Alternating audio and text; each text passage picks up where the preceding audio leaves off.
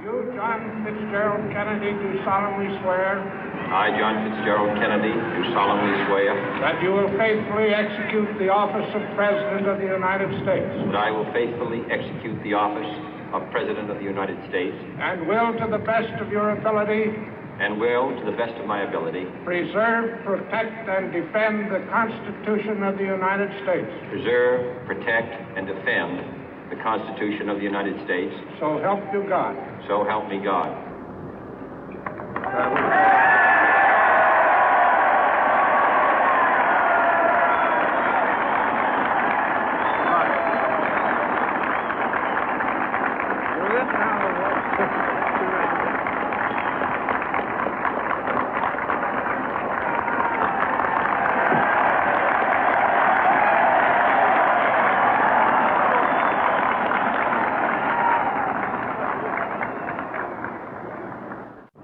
Vice President Johnson, Mr. Speaker, Mr. Chief Justice, President Eisenhower, Vice President Nixon, President Truman, Reverend clergy, fellow citizens. We observe today not a victory of party, but a celebration of freedom, symbolizing an end as well as a beginning, signifying renewal as well as change.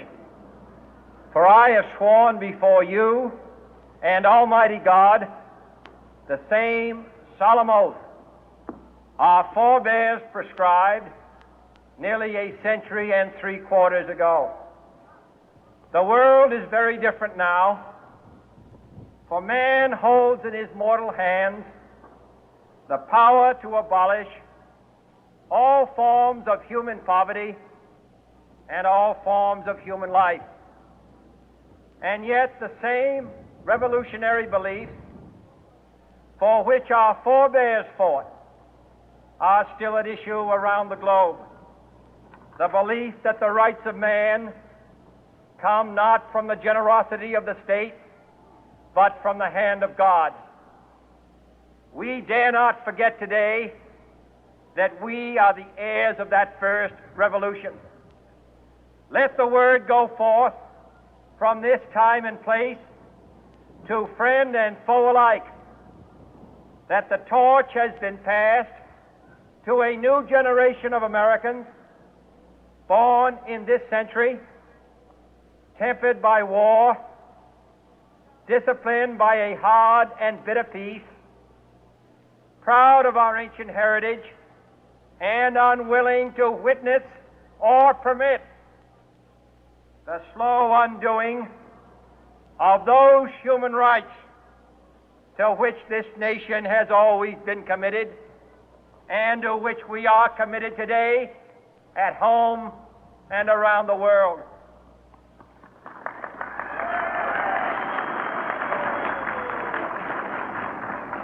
Let every nation know, whether it wishes us well or ill, that we shall pay any price, bear any burden, meet any hardship, support any friend, oppose any foe to assure the survival and the success of liberty.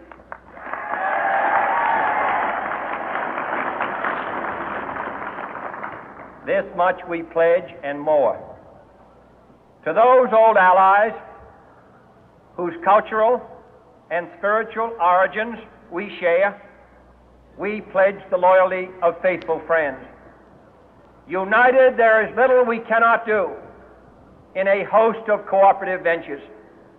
Divided, there is little we can do, for we dare not meet a powerful challenge at odds and split asunder. To those new states whom we welcome to the ranks of the free, we pledge our word that one form of colonial control shall not have passed away, merely to be replaced by a far more iron tyranny. We shall not always expect to find them supporting our view, but we shall always hope to find them strongly supporting their own freedom, and to remember that in the past, those who foolishly sought power by riding the back of the tiger ended up inside.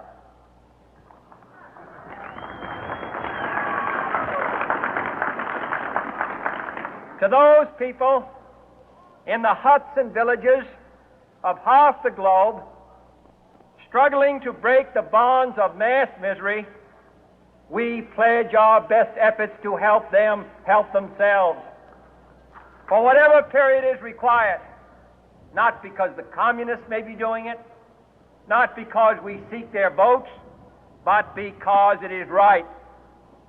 If a free society cannot help the many who are poor, it cannot save the few who are rich.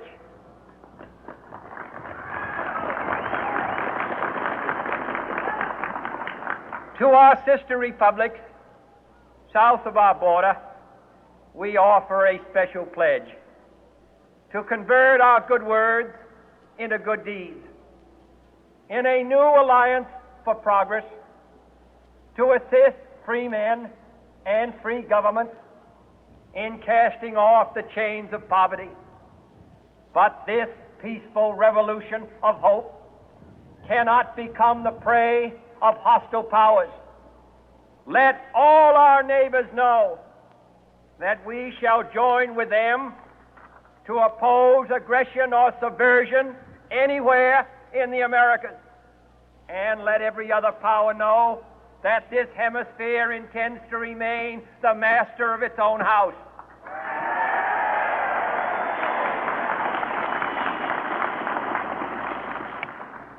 To that World Assembly of Sovereign States, the United Nations, our last best hope, in an age where the instruments of war have far outpaced the instruments of peace, we renew our pledge of support to prevent it from becoming merely a forum for invective, to strengthen its shield of the new and the weak, and to enlarge the area in which its writ may run. Finally, to those nations who would make themselves